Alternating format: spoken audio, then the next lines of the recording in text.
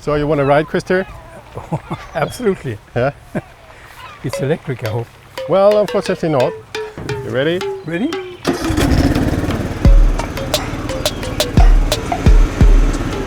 Thank you very much. They call me crazy cause I'm facing all my giants. They try to scare me into thinking I can fight it. They tell me I should never even think of trying. But that's just me, I'm gonna live out in defiance.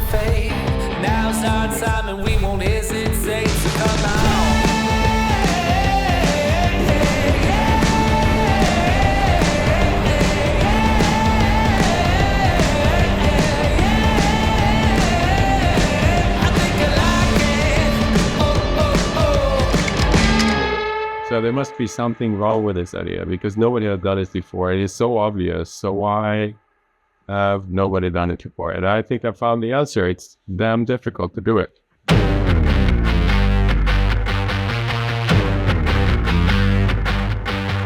If you see me coming, I'm about to get it started. Get it started. I'ma show you something that you never knew you wanted. Yeah, you want it. Claws out, unleashed, I'm a beast. Got the whole crowd. Party, make a scene. Gonna get it loud. Real proud, show my teeth. Go wild like an animal. Like an animal!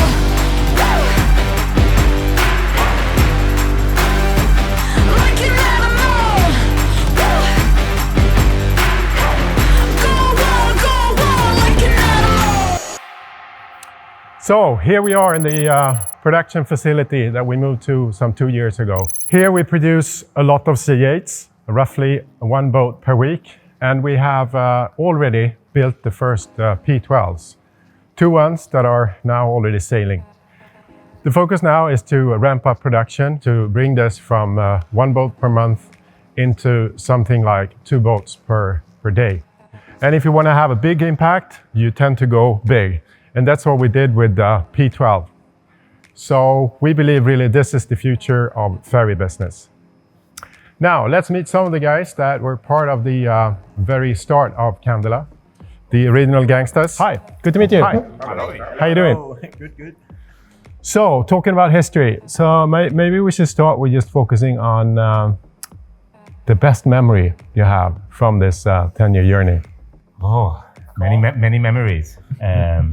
Well, I mean, for me, it would be the first flight. I mean, we were all involved in different roles. Skuresundet could have been 5 degrees outside.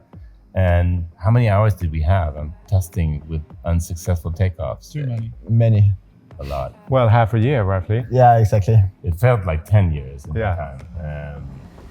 I think we have 1 million videos of unsuccessful flights. Yeah. Oh, yeah, because the cameras were out all the time because we knew that this time it's going to happen.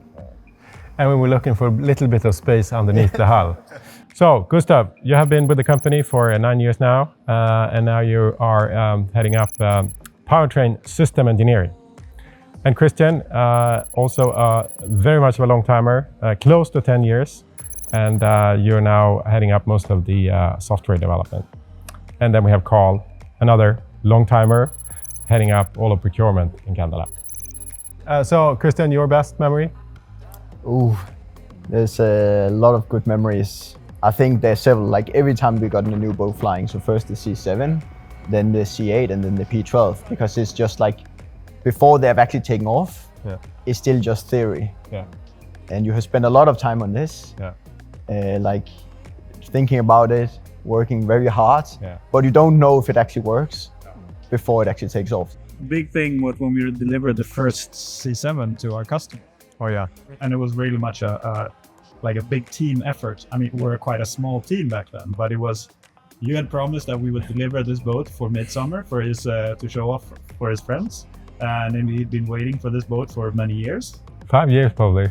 Yeah, probably. Yeah. And then it was the last few days before the delivery. It was like night and day in the office.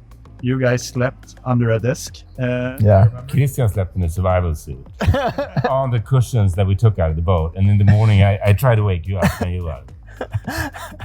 Yeah. And that was, it was just crazy how much people put in an effort. Yeah. I think for me it was like, when you go out in January and it's -10 outside, and then first you have to spend 1 hour with a sledgehammer smashing the ice just to get out of the marina.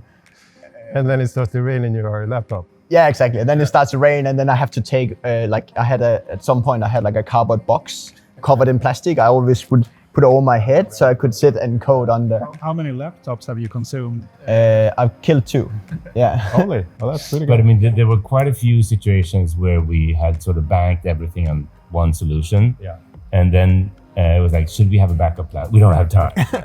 And then, the time when we lost the fall, then we had to find divers outside Gåsaga. And the challenge was that it was too expensive to get proper divers. So what we did was we found some diving society.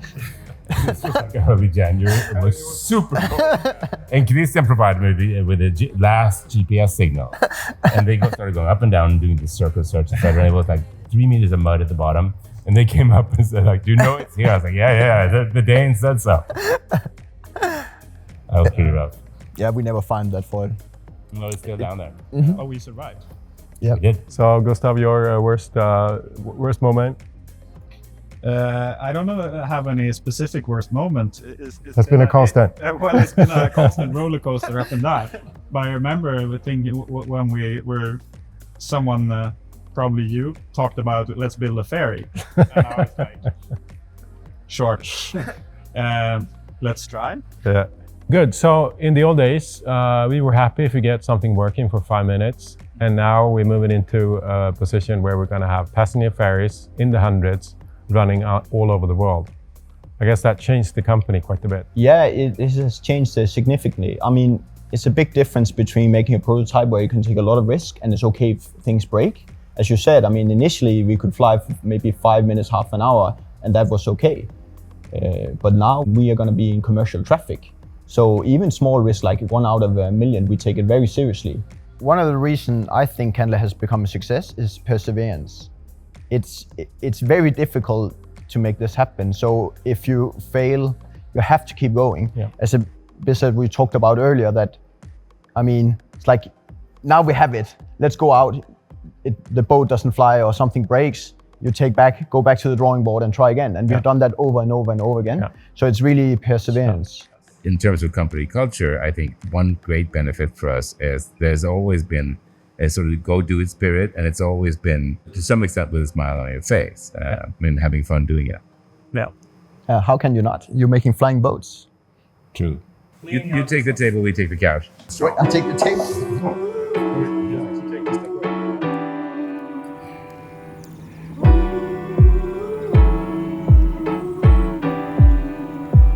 Feeling like today is your birthday. Bring it on. Fresh cut, tape a new fade. Bring it on. Tie dye, every single shade. Bring it on. Catching that ride on the way. I am Christer Vonderberg. I was I think what you call the angel investor, being the first one to contribute towards funds so that Gustav could start his project. Vem ska vi träffa nu då? Nu ska vi träffa Gustav Hasselskog. Saken var den, jag läste en artikel om... I read an article about Gustav and his idea for this type of boat. Intervju som hade gjort med Gustav. And in this article was Gustav's email address. So I contacted him and told him I was interested to buy one. Var intresserad av en sån här båt. And the rest is history.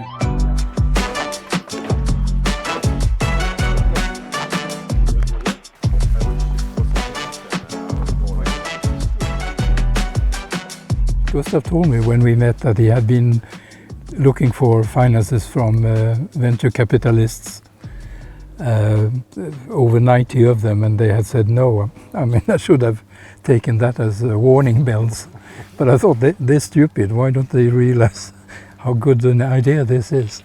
So I thought it's just combining electricity with foils and all the technical stuff, and you shake it and you get what Gustav visualized.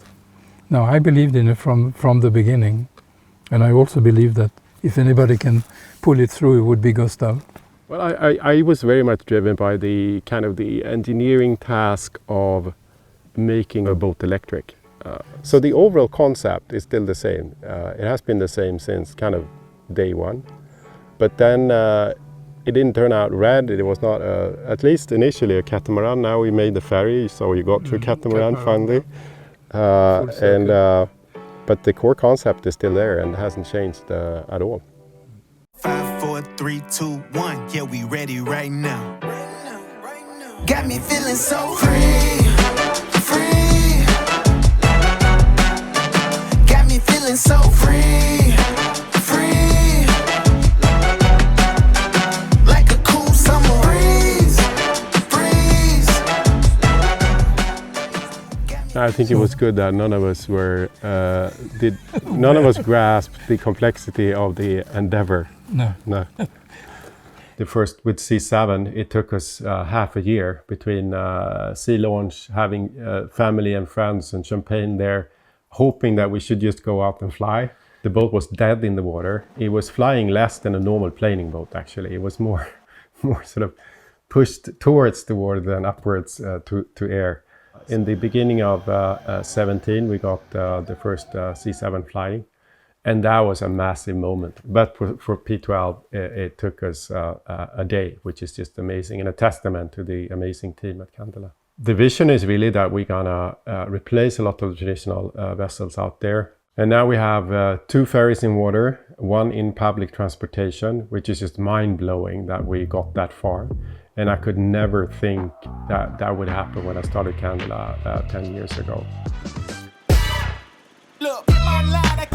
I always said that I had 3 experiences of wow sensations. The first one was on going up in a Concorde. The second one was the first time in a Tesla when my son accelerated. And the third time was coming up on the foils on the Candela. Wow. I think I'm most proud about having brought together such an amazing team, which is just a massive honor that every day I can see all this talent, all these very kind people, all this ambition, and knowing that somehow I kicked this whole thing off, and now all these great people are here. I think that's truly rewarding.